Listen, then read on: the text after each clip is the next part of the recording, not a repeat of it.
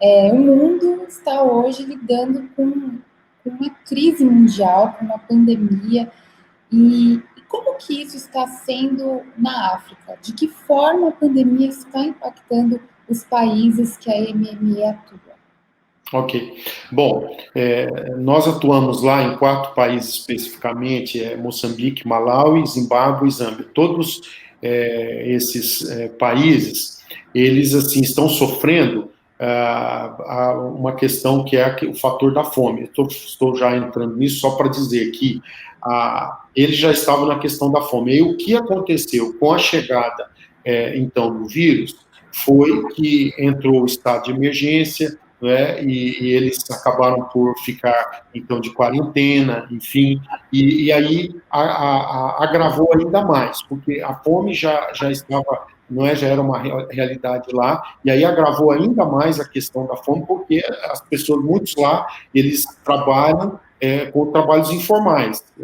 A grande maioria lá são pessoas que têm trabalhos informais, simplesmente para comer o pão de cada dia. Aí, então, com a chegada do vírus, eles acabaram por ficarem, então, sem os seus trabalhos, enfim, sem a questão de poderem se locomover normalmente, né, como fazem.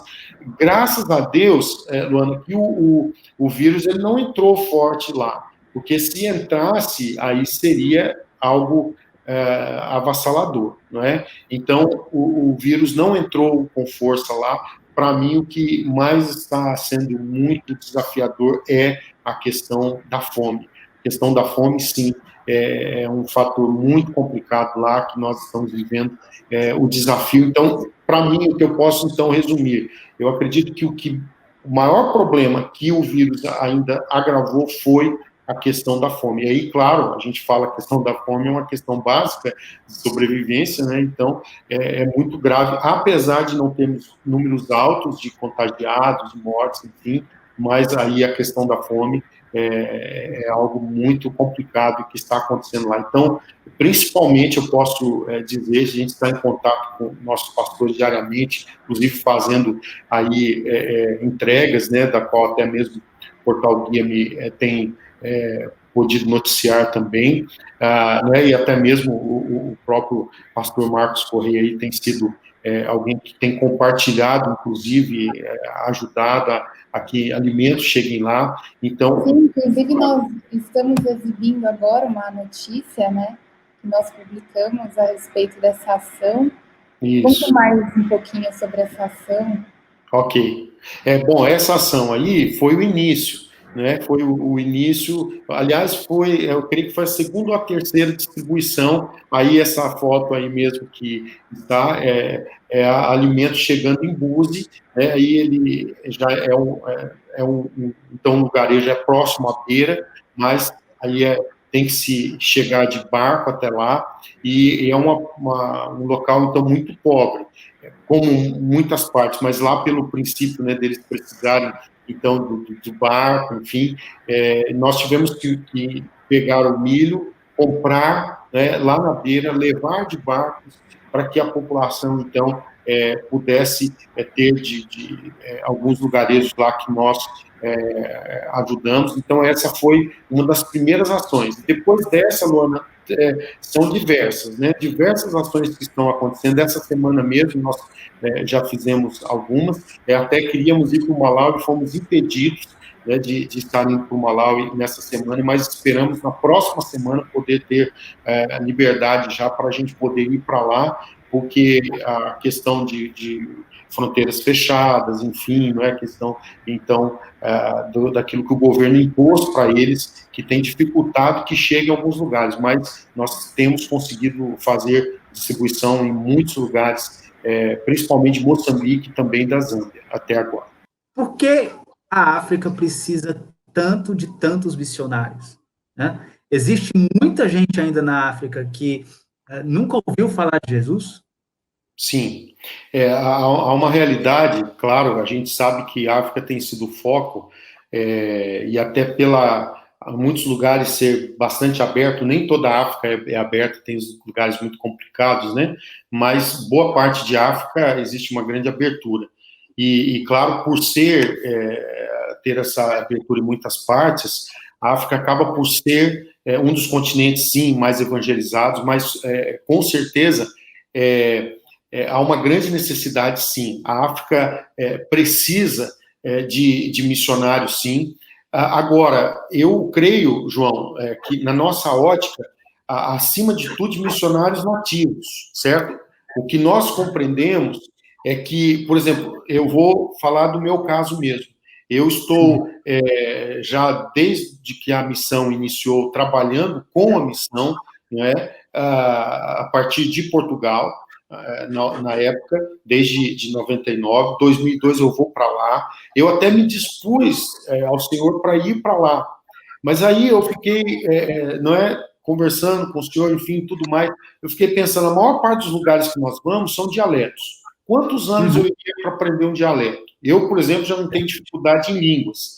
Não tenho facilidade, aliás, tenho alguma dificuldade. Imagina quantos anos eu gastaria para aprender dialetos, por exemplo. Certo? E é uma das realidades, né? Os dialetos, existem muitos dialetos lá em África, e esse é um grande desafio, inclusive há muitos dialetos ainda lá que não tem um único versículo da Bíblia traduzido. Segundo a Wycliffe, ela dá o dado de que 643 línguas não têm um único versículo da Bíblia traduzido. Certo? Então, imagina, estamos falando de um versículo da Bíblia. Então, é um desafio ainda. Então, assim, o que eu creio muito que é necessário de missionários, sim, mas principalmente o nosso foco é treinar o nativo, certo? E ter, acima de tudo, missionários nacionais. Então, essa tem a nossa visão, isso foi o que Deus colocou no meu coração, certo? E isso tem sido muito importante. Mas veja bem, João, existe uma grande necessidade de treinamento lá, certo? Então, talvez até o que mais eu creio que as missões, enfim, devem assim, se envolver acima de tudo para sermos mais precisos, claro, no princípio de treinamento. E aí, treinarmos os locais, não é? Equipá-los, dar as ferramentas, até pela falta de recursos que eles têm, para que eles, então, possam ir e cumprir o propósito lá. E temos feito assim, como Missão Mãos Estendidas, nós temos tido muitos frutos, mas com certeza uma grande necessidade quando a gente vê os números, por exemplo, não é? Desse que eu passei, de saber que existem, portanto, 643 línguas que não têm um único versículo da Bíblia traduzido. Aí, então, fica a necessidade. Então, aí, talvez uma das necessidades até mais, até mesmo missionários que trabalham com tradução, não é? Por exemplo, enfim. Então, aí eu acho que dá um dado para a gente entender a necessidade, a carência, sim, de fazermos mais e de África continuar a ser visto como uma necessidade, sim, de podermos estar atuando e abençoando a África e estar capacitando acima de tudo. Que circunstância, né, referente à perseguição, o senhor já enfrentou ou poderia compartilhar com a gente de algum missionário que está aí sob o guarda-chuva do MME que tenha enfrentado isso? Ok. Bom, nós, as partes que temos trabalhado nessas quatro nações de África, alguns desses lugares, eles enfrentam, sim, perseguição, mas não exatamente aonde nós temos igrejas. Por exemplo, algumas regiões, propriamente Moçambique, que têm sido atacadas por radicais islâmicos, certo? Lá mesmo em Moçambique, esse ano mesmo já houve, o ano passado, né, já houve. Nós já passamos, sim, alguns desafios, né? Mas antes de ir para essa parte de África Austral, eu me envolvi primeiramente com um projeto em Marrocos, certo? E então ali foi onde eu comecei a ver a questão de não termos essa liberdade religiosa, pelo contrário, temos a perseguição. Então, eu pastoreava Faro, ficava a 400 quilômetros de Algeciras, onde tem o porto, Algeciras na Espanha, onde tem o porto que vai para Tanger, em Marrocos. E ali é um local, aliás, estratégico para evangelização, eu não sei se continua ainda, porque parece que eles haviam detectado isso, mas na época, o que fazia, não é? Iam equipes de missionários para distribuir o filme Jesus, por exemplo, algum material para o pessoal que estava saindo da Europa, não é? Os marroquinos que iam de férias, né? Gente que trabalha na Europa ia de férias para Marrocos, e lá levava material, literatura, então, na sua própria língua, não é? Então, mas fora isso aí, lá inclusive tinha uma base da Missão Horizontes, nós tivemos a alegria de ter relacionamento com o pessoal lá, apoiar, mas fora isso, nós ajudávamos também com a questão de orfanato lá em Marrocos. Então, aí é claro que nós enfrentamos, sim, a perseguição, né, e a gente tinha que trabalhar com cuidado muito grande e, por vezes, a gente tinha que deixar de atuar, certo? Por causa da situação delicada. Né? E pensando, então, nos países que nós trabalhamos agora, mas como a gente está mais nessas 4 nações, Moçambique, Malawi, Zimbábue e Zâmbia, não são nações tão complicadas. A Zâmbia mesmo é um país considerado cristão, né? Apesar de muitos lugares lá o islamismo ter entrado com força, mas é uma nação cristã. E então, claro, nós estamos trabalhando até numa região que é muito islâmica, então é um desafio para nós lá, a região de Chipata, enfim, mas assim, nós não enfrentamos isso diariamente, a perseguição, né? Nós temos às vezes situações até, mas às vezes com questões de bruxos, né? Enfim, os feiticeiros, né? Lá, mas é muito gratificante ver sempre a ação de Deus, né? Então, nós já enfrentamos várias coisas, mas nós temos visto, assim, a ação de Deus, Deus agindo em nosso favor. Nós temos amigos que estão trabalhando com o mundo muçulmano, nós temos, mas o que eu posso dizer, sabe, a gente tem muitos testemunhos também, de livramento, né, de Deus fortalecendo, Deus dando graça para o pessoal, inclusive, eu já participei, tive a bênção de participar por 2 vezes em um retiro lá no Egito, que é ministrado por pastores árabes que nos ministram, gente que está no meio, não é do fogo cruzado.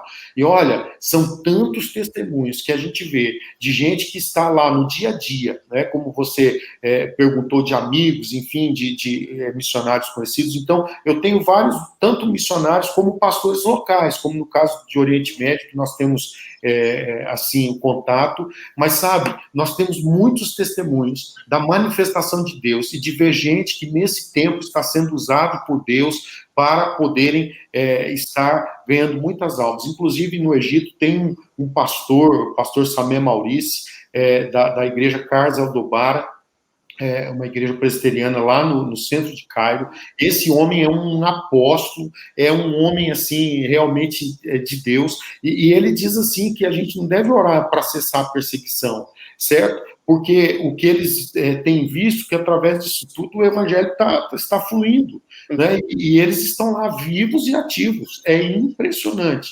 Então, assim, temos desafios? Temos, claro, mas o evangelho é o poder de Deus para a salvação, continua sendo nos lugares mais complicados, seja de África, do Médio Oriente. Eu sei que não é fácil, mas a gente tem muitos testemunhos muito precisos e preciosos de queridos colegas que estão na linha de frente nos lugares que estão sofrendo perseguição, que não é tanto o nosso caso atual nesse momento.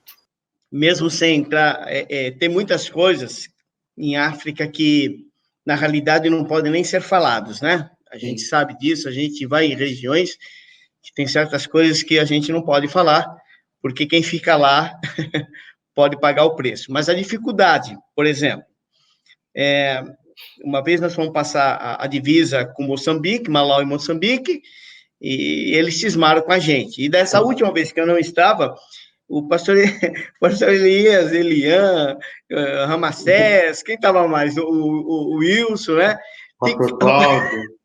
Cláudio. Ficaram 5 horas, foi isso, para passar? Quer dizer, por incrível que pareça, fazendo bem, levando a palavra, cuidando de crianças, depois a gente vai falar sobre isso um pouquinho, mas a dificuldade é muito grande, É isso, né? Lá mesmo, né, nessa última vez, nós gastamos 5 horas para poder sair do Malawi e entrar em Moçambique. 5 horas nós levamos só para isso. E claro que uma das razões tentando nos parar mesmo no processo, não é? Tentando parar. Então nós temos realmente sim muitos desafios aí. Sabe, Pastor Marcos, realmente a África é uma coisa assim que nós, falando na nossa realidade missionária, né? Na nossa realidade do que nós estamos lá para fazer. Porque uma das razões, nós estamos lá para poder trazer transformação de propósitos, transformação de mentalidade, transformação de princípios, né? E baseados na verdade da palavra, né? No entendimento que é preciso a verdade. Então, a partir do momento que a gente pisa em África, é um desafio para nós, pelo propósito que estamos lá fazendo. Então, não houve uma viagem sequer, e tem alguns anos chego a ir 5 vezes em África. Não teve uma viagem sequer que nós não tivéssemos oposição, pastor. É guerra espiritual. Guerra espiritual. Guerra espiritual. Então, é uma realidade, existe o princípio, sim, da guerra espiritual, é um desafio. Mas a gente nós estamos do lado vencedor, né? Então, a gente sabe de todos os desafios, e, enfim, a gente tem... enfim, né? Ameaças até mesmo, mas olha, temos a palavra, a gente está indo lá obedecendo realmente a uma palavra que Deus nos deu.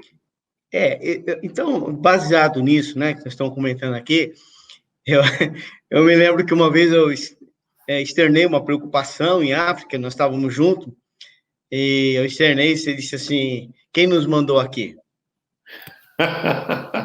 Se foi Deus, fique tranquilo, porque a gente foi na época do ciclone Idai, cheio de cólera, malária e um monte de coisa. Aí você falou, quem nos mandou aqui? Foi Deus. Então, fique tranquilo, que é Deus, é Deus. Baseado nisso, é muito bonito. Quando você fala, assim, vamos falar de Brasil, né? Que é o nosso caso. Certo. O meu caso, né? Você tá aí na Europa. Quando a gente fala assim, fazer missão. Aí na cabeça da grande maioria, África, né? Realmente é o desafio, né? Um desafio. Por causa da situação comovente, as próprias instituições internacionais gostam de mostrar a situação que é realmente aquela. Criança extremamente pele e osso, ou se não totalmente inchada, cheia de doenças. Essa é a doença, né? A diferença entre pobreza e miséria, ali você vê claramente o que é miséria, né? Então, o chamado, para quem gosta de missões, é pensar em África, né? Mas como a gente pode identificar um missionário que pode atuar em África? Ok. Bom, eu vou falar de uma forma global, tá? De uma forma geral, não só a África. Eu creio que a África é pertinente, né? Perguntar especificamente sobre a África pelo fator desafiador de algumas coisas, né? Mas deixa eu abrir. Pode ser, Marcos? Pode. Eu vou abrir porque eu tenho minha experiência a nível global. Primeiro de Europa, de Portugal, né? Como alguém que saiu do Brasil. Bom, eu acredito que, claro, todos nós cristãos, nós temos um chamado a cumprir, claro, mas eu costumo dizer que eu creio, sim, que para missões transculturais é necessário ter um chamado específico, certo? Eu creio muito nisso. Isso é minha experiência, é o que eu acredito dentro desse chamado específico e dentro do processo que, então, por que eu digo específico? Como você citou, África. É diferente alguém que é chamado para trabalhar em África para trabalhar em outros lugares, justamente devido aos fatores de cada local. Porque é até mesmo uma questão do pescador, não é? O pescador ele tem que se preparar para o tipo de pesca que ele vai fazer. Por exemplo, um pescador que vai para alto mar e passa meses no alto mar pescando, longe de casa, enfim, não é qualquer um que consegue, não é? Então, existem isso mostrando uma figura para a gente poder compreender. Então, cada local, ele tem os seus desafios. Então, eu creio muito.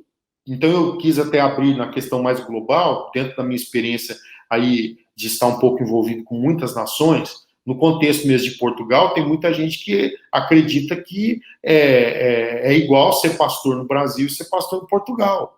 Não é? E tem muita gente até que diz assim, não, Deus é Deus em todo lugar. E claro que Deus é Deus em todo lugar, mas eu não sou Deus. Eu tenho meus desafios. Deus é Deus, mas eu tenho minhas limitações. Então, é preciso nós compreendermos o fator limitador de cada um. Eu creio nisso, que não é o meu fator limitador que vai me impedir, mas justamente sabendo das minhas limitações, eu preciso ter clareza de Deus para aquilo que Deus quer, aonde Deus quer que eu possa ir. Então, por exemplo, num fator de Portugal mesmo, já existe uma grande diferença do Brasil, certo? E aí muitas pessoas não entendem o fator cultural, como que realmente é diferente, não é o fato de termos a mesma língua que faz com que tudo seja igual. Pelo contrário, né, mesmo na língua temos palavras que são bem diferentes, né, de significados. Então, só aí partindo para um princípio, então, de África, aí vai se avolumando e vai para outros níveis. Eu acredito que aí existem suas dificuldades, existem algumas facilidades, não é? Mas existem as suas outras dificuldades, certo? Então, eu creio muito mesmo, então, da pessoa ter um entendimento do que realmente Deus quer, se é isso mesmo que Deus quer. Então, eu acredito que é necessário identificar, certo? Primeiro, se é isso mesmo que Deus quer. E aí, assim, uma pessoa para poder estar trabalhando em África, então ele precisa se preparar, ele tem que ter algumas capacitações iniciais para ele poder chegar lá e vivenciar o dia a dia, porque a gente passa lá 2 semanas e a gente já viu um monte de desafios, certo? Concorda comigo? Agora, imagina alguém que vai para lá para viver, não é? Que vai, às vezes, até se entregando para Deus para cumprir propósito, enfim. Então, eu creio que nós, para cumprirmos o chamado, claro, a gente tem que ser ativo, claro, todo mundo, mas não é só o fator de ser ativo, de uma pessoa ser ativa, que ela pode ter a capacitação para ir para certo lugar. Então, eu creio muito que é necessário a pessoa poder se preparar especificamente para aquele local, ele trabalhar no sentido de entender as questões culturais do local, ele já ter um processo de ensino transcultural, ele poder ter alguma bagagem para que ele possa chegar lá e, diante dos desafios que ele vai estar exposto, ele já ter, então, uma capacidade, uma resiliência, né? Ele já, não é, nos treinamentos transculturais, enfim, talvez ele já vai levar uns confrontos, né? Onde, nesses confrontos, né, ele vai poder, talvez, ter uma resiliência para chegar lá no campo e ter a capacidade para aguentar, né? Porque, por exemplo, no fator de África, a pobreza é um fator extremo. Então, no nosso caso, é claro que existe a África rica e a África pobre, né? Agora, nos países que nós estamos, a gente tem a maioria pobre e o Deus nos chamou para trabalhar com eles, com os pobres. Então, é isso. Então, claro, para alguém, por exemplo, que quer se envolver em algo como o nosso, tem que estar disposto a muita coisa, e aí a pessoa tem que ter um preparo, mesmo assim, muito forte, porque ele vai estar lidando com as doenças, não é? Ele vai estar lidando com um fator de situações assim, de falta de saneamento básico, que vai trazer uma série de riscos, né? A questão, enfim, de todo um processo dos problemas, né, de toda a conjuntura do meio. Então, eu creio muito, Marcos, num processo de que a pessoa, para poder servir em outro país, é preciso ter um chamado específico. Eu creio nisso. Eu sei que em todo lugar a gente pode servir, eu sei que, sabe, mas em alguns lugares especificamente, a pessoa tem que conhecer, né? Quando alguma pessoa me fala, eu tenho um chamado para a África, uma das coisas que eu aconselho é que vá lá primeiro para sondar, para ter uma experiência de curto prazo, por exemplo, certo? Além da questão do preparo transcultural, né? Mas claro, alguns não têm esse preparo, então que vá lá, por exemplo, para ter uma experiência de curto prazo, para saber exatamente o que é lá, qual é a realidade lá. e aí então vai tendo algumas já clarezas, né, em relação, e pronto. Então eu creio que isso é um dos fatores, sim, né, a gente poder ter esse envolvimento a curto prazo, conhecer o processo missionário do país ao qual Deus tem chamado, até porque também, mesmo em África, existem países e países, né? Existem países lá, por exemplo, que sofrem uma perseguição violenta, outros países mais brandos, enfim, né? Então, é preciso, eu creio, identificar e ter o chamado específico, porque eu creio que num chamado específico, Deus derrama uma graça especial sobre nós, que vai nos dar a capacidade para a gente suportar os embates desses lugares que nós vamos trabalhar. Eu vou colocar uma matéria aí, eu vou pedir para o Marquinhos colocar uma matéria para mim te fazer uma pergunta. Coloca uma matéria para nós, Marquinhos. Vamos ver aqui se vai entrar essa matéria. Essa matéria ela teve muito acesso no Guia-me. Uau. Pastor se emociona ao ver a aldeia com apenas uma Bíblia. Precisamos investir neles. Aqui o senhor se emocionou. Sim. Muito.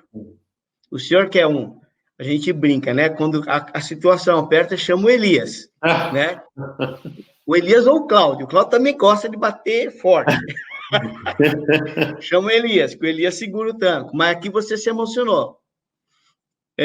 Conta para nós sobre a emoção. Qual foi, assim, um testemunho que você... Esse, com certeza. Qual outro testemunho que você se emocionou foi nesse, assim, de forma muito grande? Sabe, Marcos, existem vários momentos que a gente vê... Bom, nesse caso aí específico, a emoção era por duas razões. Uma pela necessidade, não é? Mas outra por ver a efetividade da missão, certo?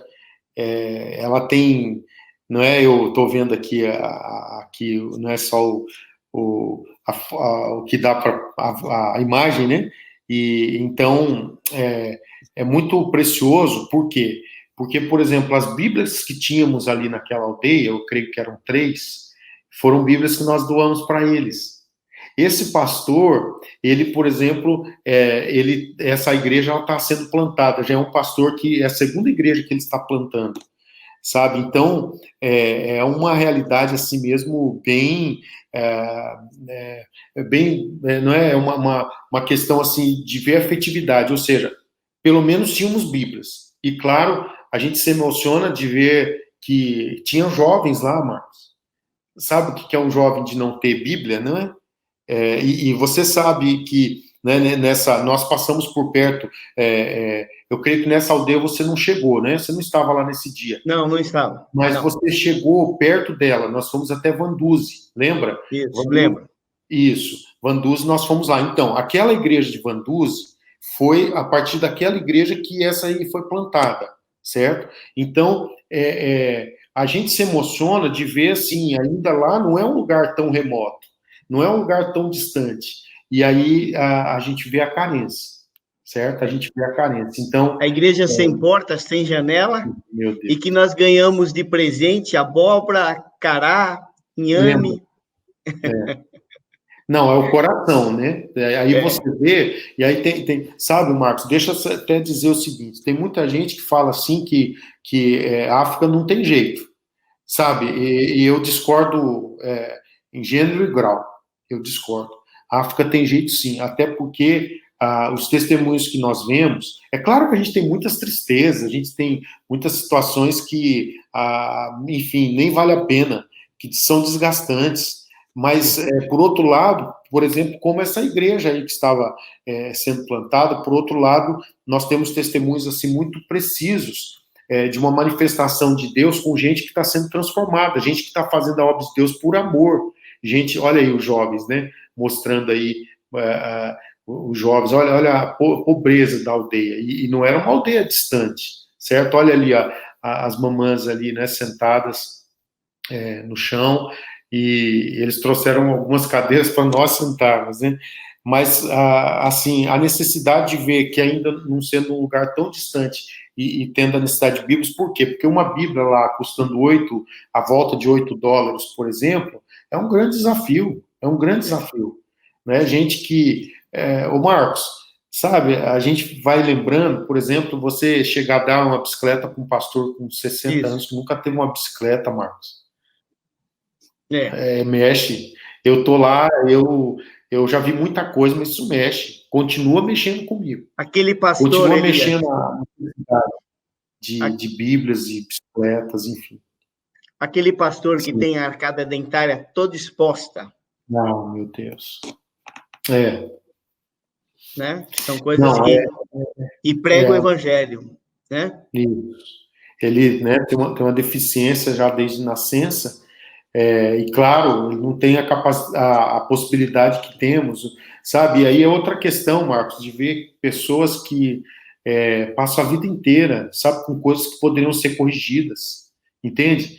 Pessoas que poderiam, teriam condições de ter, né, como aquele pastor, mas não pode pelo local que ele está, enfim, então é isso. Mas olha, isso é emocionante realmente, a gente poder ver a efetividade da missão, mas saber que a gente ainda é muito limitado e que nós temos um caminho ainda muito grande pela frente, para que a palavra de Deus seja colocada na mão desses pastores.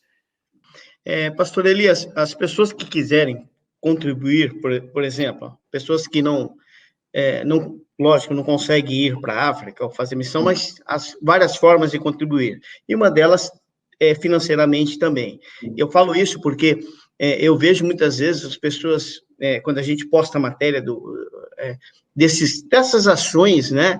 Entrega de bicicleta, compra de Bíblia, entrega de alimento, as pessoas falam assim, eu quero ajudar. E é bênção, sem dúvida nenhuma, é uma bênção para a missão, é uma bênção para quem faz a oferta, é só bênção e bênção, essa é a grande verdade. As pessoas, como que fazem? Podem entrar no site, é lá que conseguem os dados para fazer essa contribuição? Sim, o site da MME é muito simples, MME África, né, as iniciais de Missão Mãos Estendidas, então é mmeafrica, tudo junto, .org, mmeafrica.org. Então, a pessoa acessando lá, ela vai ter tanto os dados como os contatos, não é? Então, tem os contatos, já está aí na tela, aí, maravilha, mmeafrica.org. Então, acessando lá, vai ter as contas bancárias, a forma de gerar boletos, enfim, para poder também abençoar. E sabe, Marcos, posso te dar um testemunho Pode, de hoje? Posso? Pode.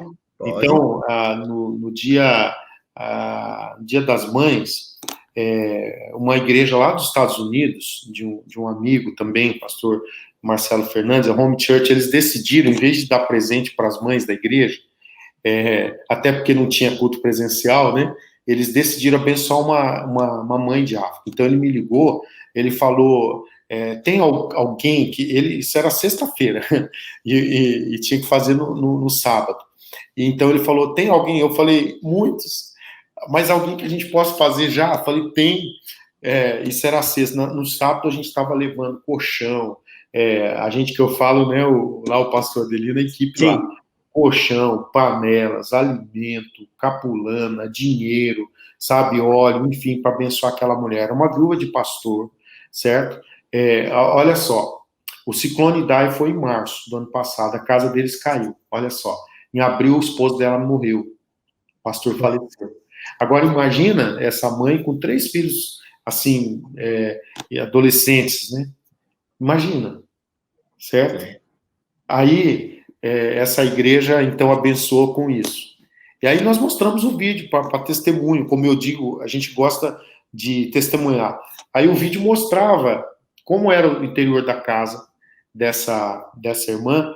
Olha, para honra e glória do Senhor, hoje nós já temos o recurso para a gente fazer uma casinha para essa irmã. Amém. Hoje, que maravilha. Mesmo, através de irmãos aqui mesmo da nossa igreja aqui em Jersey. Que maravilha.